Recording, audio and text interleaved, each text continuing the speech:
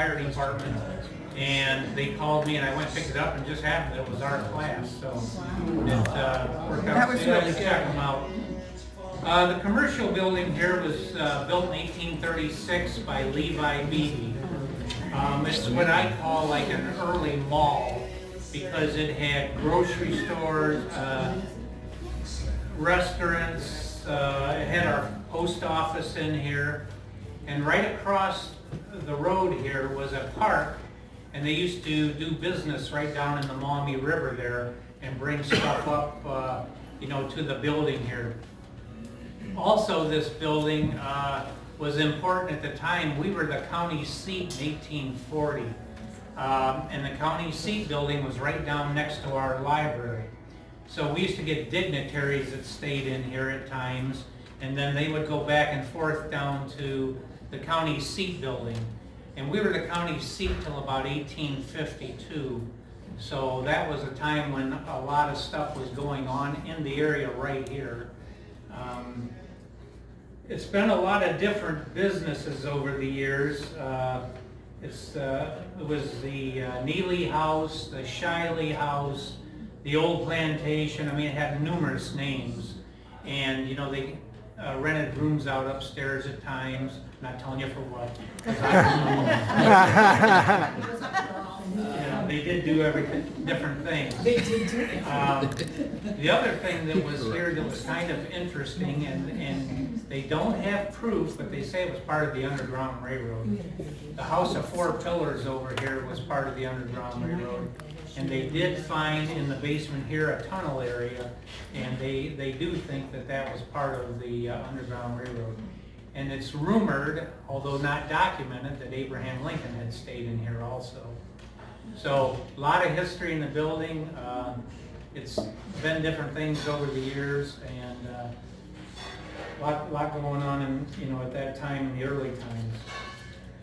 As far as did you know, I'm just going to give you some facts about the area real quick. Riverside Cemetery was opened in 1843. Our first fire department was also 1843. And our first council room in jail was 1866. I told you about the county seat, 1840 to 1852. And what happened there is the river was not deep enough to get the bigger boats up here, so they ended up moving it to Toledo is what happened.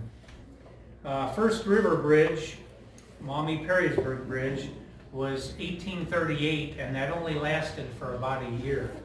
Then the ice, and they said most of the big pieces of ice and the nasty stuff came from Perrysburg. Took that bridge out. So we don't eat. Yeah. In 1840 it was rebuilt, and in 1849 it was updated again, and they made it a covered bridge.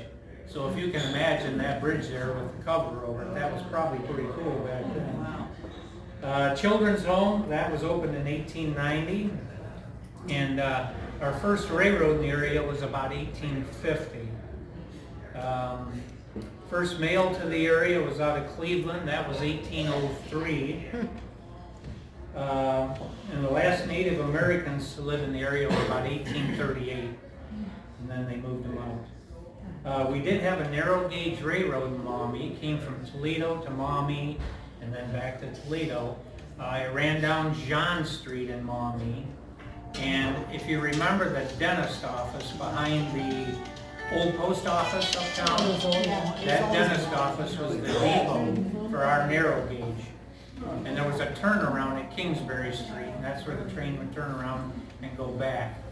Well, narrow gauge couldn't last because it just couldn't go to other states and so on.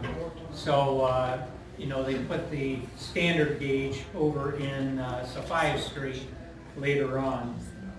So that was there. Paving of the streets in Maumee. The first one was Conant Street, from Wayne Street down to the canal, which was the Anthony Wayne Trail. That was about 1908. Wayne Street in 1910, Dudley in 1912, and Broadway was 1916. We got our first electric lights in about 1906, and we had the interurban system in 1903. And I know if you remember the Edison Club, that originally was the power plant for our interurban system. And then, and then Toledo Edison took it over. First newspaper was the Maumee City Express, and that was 1837. So I'm not going to take any more of your time. I appreciate you inviting me here today.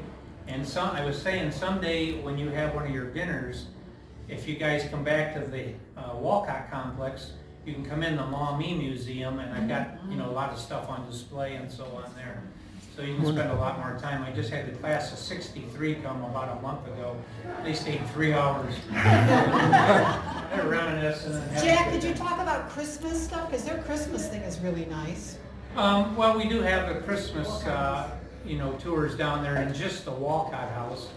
And this week we'll be getting that set up. And that runs through up to the last week in December.